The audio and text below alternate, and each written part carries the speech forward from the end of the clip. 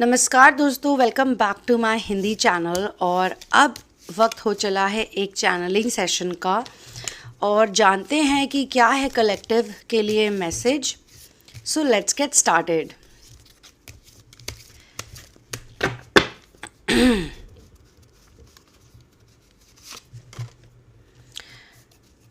सो यहाँ पे मुझे एक मैस्कुलिन एनर्जी दिखाई दे रही है पेज ऑफ स्वॉर्ड्स के द्वारा, और एक मुझे फेमिनिन आई है एम्प्रेस। फेमिनिन एनर्जी बहुत स्ट्रॉन्ग है क्योंकि ये प्रोग्रेशन में आया है कार्ड, और उसके बाद आया है चैरियट, बैलेंस का कार्ड। बहुत ही इंटरेस्टिंग, वाओ, वेरी गुड। तो ऐसा प्रतीत हो रहा है कि कोई एक व्यक्ति थे जो कि स्ट्रॉन्ग मैस्कुलिन एनर्जीज़ में थे। एक यंग पर्सन दिख रहे हैं, यूथफुल एनर्जीज़ में दिख रहे हैं, और इनके अंदर अगर मैं इंट्यूटिवली देखती हूँ, इंट्यूटिव रीडिंग करती हूँ, तो ऐसा फील हो रहा है कि इनके अंदर एक टाइप का एरोगेंस भी था। इस व्यक्ति के अंदर ये फीलिंग भी थी कि ये जो भी कर रहे हैं ये सही कर रहे हैं, और इनको कुछ उस वक्त सीखना नहीं था, कुछ आगे बढ़ना नहीं था।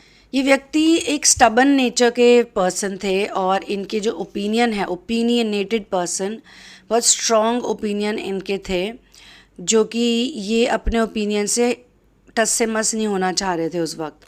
कुछ ऐसी सर्कमस्टांसेस थी। चलिए ये भी देख लेते कि ये व्यक्ति क्यों ऐसा कर रहे थे, क्यों इनके ओपिनियंस इतनी स्ट्रॉन्ग थी, और इनकी जो एनर्जी बदल रही है, जो कि फेमिनिन उसमें जा रही है फॉर्म में, ये क्या हो रहा है इनके साथ। ये शायद खुद इस वक्त अगर इस जोन में भी हैं तो परेशान होंगे कि इनके साथ क्या हो रहा है, लेकिन अगर ये उससे पार पा चुके हैं तो फिर ये चैरियट एनर्जी में आ जाएंगे। पहले जानते हैं कि ये ओपिनियंस इनके इतने स्ट्रॉन्ग क्यों थे।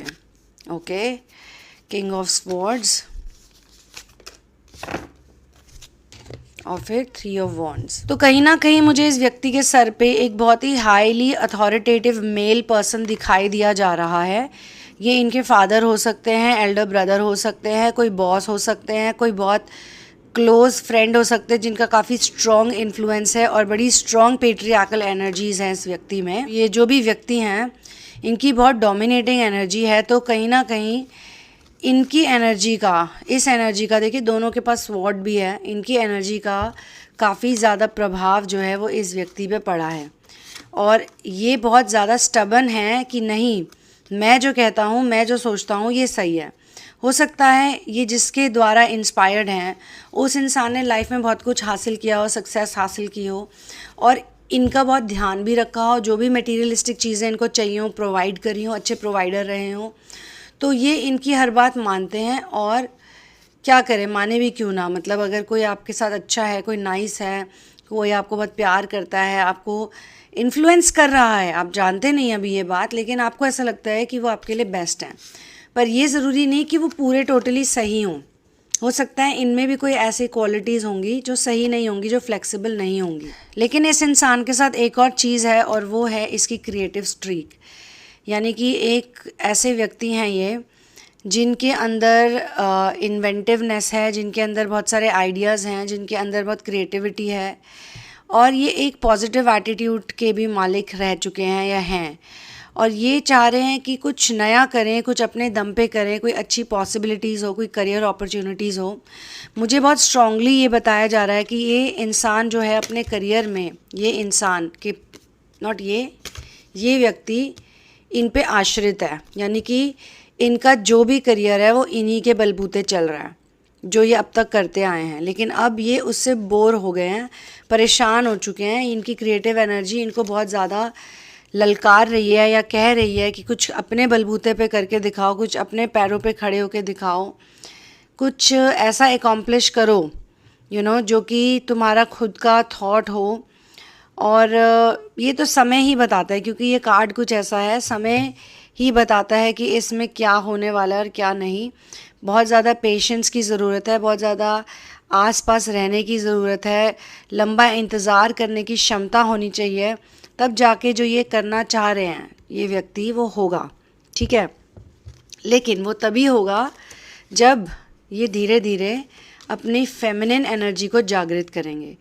और देखिए कितनी ज़्यादा जागृत कर ली है। पहले वो पेज ऑफ स्वॉर्ड्स थे, और अब वो एम्प्रेस एनर्जी में आ गए, इतने क्रिएटिव। ऐसा कोई प्रोफेशन चूज़ कर लिया जो फुल ऑफ क्रिएटिविटी है, जो कि फुल ऑफ नर्चरिंग है ऑल्सो, जिसमें फेमिनिन गुण बहुत ज़्यादा है। तो ये व्यक्ति जो है, इसका मतलब ये नहीं कि ये फेमिनिन बिहेव करने लग जाएंगे, फेमिनिन हरकतें नहीं, मैं एनर्जी की बात कर रही हूँ। इस मैस्कुलिन की जो फेमिनिन एनर्जी है, ट्विन फ्लेम वर्ल्ड में ये बहुत देखा जाता है कि जो लोग अपनी मैस्कुलिन एनर्जी बहुत स्ट्रॉन्ग लेके रहते हैं, आगे जाके जब सर्कमस्टांसेस होते हैं, लाइफ इवेंट्स होते हैं, कुछ ऐसी चीज़ें होती हैं, तो उनके अंदर बहुत ज़्यादा नर्चरिंग क्वालिटीज़ आ जाती है, इनर वर्क करने लग जाते हैं, बहुत ज़्यादा लॉजिक में नहीं जाते, डिटेल्स के अंदर घूमना शुरू कर देते हैं, तो वो फेमिनिन एनर्जी में कन्वर्ट होने लग जाते हैं। लेकिन ट्विन फ्लेम जर्नी का ये मकसद नहीं है कि आपकी एनर्जी का रोल रिवर्सल होता रहे बार बार, नहीं।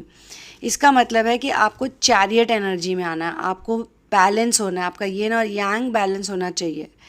और चैरियट ऐसी चीज़ होती है दोस्तों, बहुत ही इंटरेस्टिंग कार्ड है ये। चैरियट एक ऐसी चीज़ होती है जिसमें जो उसे खींच रहे हैं जानवर, उनका तालमेल होना बहुत ज़रूरी है। तो दोस्तों समझने की बात यह है कि मान लीजिए आप एक चैरियट पे बैठे हैं, एक व्हीकल पे बैठे हैं, और उसके आगे 2 घोड़े हैं या 2 बैल हैं, जो भी हैं, और एक जा रहा है उस डायरेक्शन में और एक जा रहा है उस डायरेक्शन में, ठीक है, या एक को चलना है और एक को रुकना है, तालमेल नहीं, टैंडम नहीं है। तो जब तक कि आपके चैरियट में जो भी आगे ले जाने वाले हैं, जैसे कि इसमें यिन और यांग है, जब तक ये दोनों बैलेंस में नहीं आते, एक साथ नहीं आते, तब तक चैरियट नहीं चल सकता।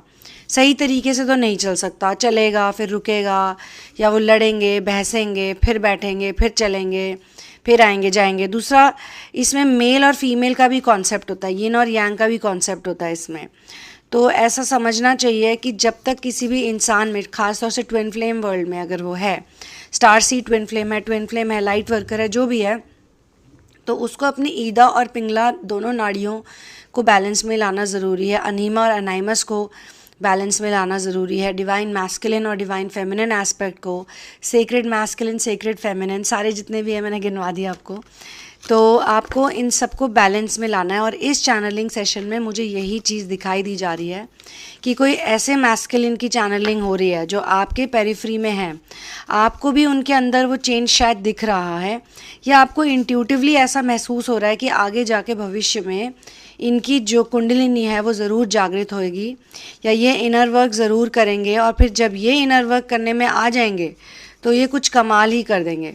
हो सकता है अभी वो इसी एनर्जी में हो, स्टबर्न ऑब्स्टिनेट एनर्जी में हो सकता है, या फिर वो ऑलरेडी इनर वर्क करने लग गए हैं, चीज़ों को समझने लग गए हैं, या फिर वो इस लेवल पे हैं कि अभी वो फाइट कर रहे हैं अपने सिस्टम के अगेंस्ट जाके, जो भी उनके ऊपर strong patriarchal male dominating energy है, जिन्होंने उसे प्रोग्राम किया हुआ है अपने प्यार से, या अपनी ज़िद से, या अपनी ईगो से, या बस मटीरियलिस्टिक चीज़ें ला के दी हैं, तो वो इससे निकलना चाह रहे हैं। अभी वो इस स्टेट पे हैं। जब वो इससे निकल जाएंगे, इस व्यक्ति से या इस एनर्जी से या फिर इस टेम्पलेट से, ये सोसाइटी का रूप भी हो सकता है, ये ज़रूरी नहीं कोई पेरेंट हो, कोई रिश्तेदार हो, ये सोसाइटी की अथॉरिटी भी हो सकती है, जो लोगों को कहते हैं ना कि अब तुम ऐसे नहीं कर सकते, तुम वैसे नहीं कर सकते, तुम अपनी लाइफ में ये मत करो, तुम सिर्फ 9 to 5 की जॉब ही करो, तुम ना अपना बिजनेस कर लो, फिर उसको ये वो जो भी है इसी टाइप का करो, ये तो हमारी ख़ानदानी परंपरा है, इसको मत छोड़ो।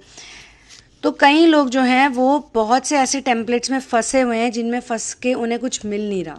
अगर किसी टेम्पलेट में फंस के आपको फ़ायदा होता है तो मैं तो कहती हूँ बेशक फंसो, लेकिन अगर किसी में फंस के, किसी में उलझ के आपको कुछ नहीं मिल रहा, तो आप कुछ नहीं कर सकते। तो इस चैनलिंग में आपके इर्द गिर्द या आपकी पेरिफ्री में कोई ऐसे मेल मैस्कुलिन फिगर हैं, मेल बाय जेंडर भी हो सकते हैं, या फिर उनकी मैस्कुलिन एनर्जी स्ट्रांग हो सकती है अगर वो फीमेल है तो वो जो है वो कन्वर्ट हो रहे हैं। अब उनके अंदर की जो नज़ाकत है, जो प्रेम है, जो नर्चरिंग है, जो बहुत सी ऐसी क्वालिटीज़ होती हैं, ज़रूरी नहीं है कि कोई इसका मतलब है कि उनका जेंडर ही बदल जाएगा, नहीं। सारे हेट्रोसेक्सुअल मेन जो होते हैं, मान लो पहले बात बात पे गालियाँ देते थे, बात बात पे भड़कते थे, बात बात पे चिल्लाते थे, लेकिन आजकल ऐसे बेफजूल में गालियाँ नहीं देते, भड़कते नहीं हैं, शांत रहते हैं, दूसरों का पर्सपेक्टिव भी सुनते हैं, दूसरों की लाइफ में क्या हो रहा है ये देखने की कोशिश करते हैं। तो उनमें एक बदलाव, एक भारी बदलाव आया है।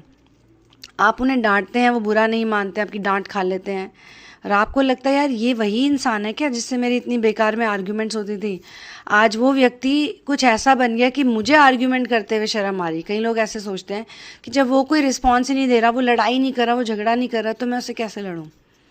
तो यानी कि उन्होंने जो रिमोट कंट्रोल था अपनी ज़िंदगी का अपने पास वापस रख लिया दूसरों के हाथों से लेके। और कहीं ना कहीं ये या तो एक बहुत इंस्पायरिंग चीज़ है फेमिनिन के लिए, या तो फिर फेमिनिन का इसमें बहुत बड़ा योगदान है, उनको ऐसा बनाने में, उनको ऐसे बदलने में। हो सकता है फेमिनिन के अंदर उन्होंने वो गुण देखे हों और उनको लगा यार मैं तो बेफालतू में चिंता करता हूँ या करती हूँ, मुझे तो रिलैक्स रहना चाहिए, अब जो मेरी किस्मत में लिखा है वो तो होगा ही होगा, उसको कौन बदल सकता है, तो क्यों ना मैं बिना बात के अपने सर पैर हाथ पैर ना मारूं। रिलेशनशिप में भी ऐसा हो सकता है कि बंदा ट्राई कर रहा है बट रिलेशनशिप वर्कआउट नहीं हो रहा, फिर एक ऐसा समय आता है कि भगवान भरोसे वो छोड़ देता है और अपने काम में लग जाता है और सडनली रिलेशनशिप अपने आप ठीक होने लग जाता है। तो दोस्तों on this wonderful note I will close this channelling session. अगर आपको मुझसे पर्सनल सेशन, काउंसलिंग या थेरेपीज चाहिए तो डिस्क्रिप्शन बॉक्स में इन्फॉर्मेशन है। If you are from India then आपको एक डिस्काउंटेड प्राइस भी मिलेगा और आप पेटीएम, पेपैल के बजाय यूज़ कर सकते हैं, जीपे यूज़ कर सकते हैं। तो आपकी जो फ़ीस है वो फास्ट प्रोसेस होगी विज़ावी उन लोगों के जो बाहर रहते हैं, उनकी फ़ीस को आने में भी टाइम लगता है और उनको एक अलग से एक्स्ट्रा अमाउंट भी देना पड़ता है। तो ये फ़ायदा है इंडियंस को। अगर आप दूसरे देशों में रहने के बावजूद अपना जो कंटेंट है वो हिंदी ही चुनते हैं, हिंदी कंटेंट ही देखते हैं, तो ये भी एक अनोखी बात है कि इतनी दूर जाने के बाद भी कंटेंट आपको मिल रहा है, इंट्यूशन के द्वारा आपके सारे काम हो रहे हैं, क्योंकि आप ही ने मुझे अपनी रियलिटी में क्रिएट किया है अपनी इंट्यूशन के द्वारा। So thank you so much for being there and thank you so much for doing all the wonderful inner work. आप जैसे हैं, जो हैं, आप बहुत अमेजिंग हैं। ये बात अब आपको अपने लिए जाननी है, क्योंकि आप घमंड नहीं दिखा रहे हैं, आप तो इनर वर्क कर रहे हैं। घमंडी लोग कभी इनर वर्क नहीं करते, याद रखिएगा ये बात। घमंडी आदमी कभी नहीं कहता वो गलत है। अगर आप में इतनी शक्ति है ये कहने की कि हाँ मैं भी गलत हो सकता हूँ या हो सकती हूँ और मुझे ही अपनी ज़िंदगी को बदलना है, तो इसका मतलब आप एक प्योर हार्टेड पर्सन है। So I will see you soon in another one love, peace out and जय श्री राम।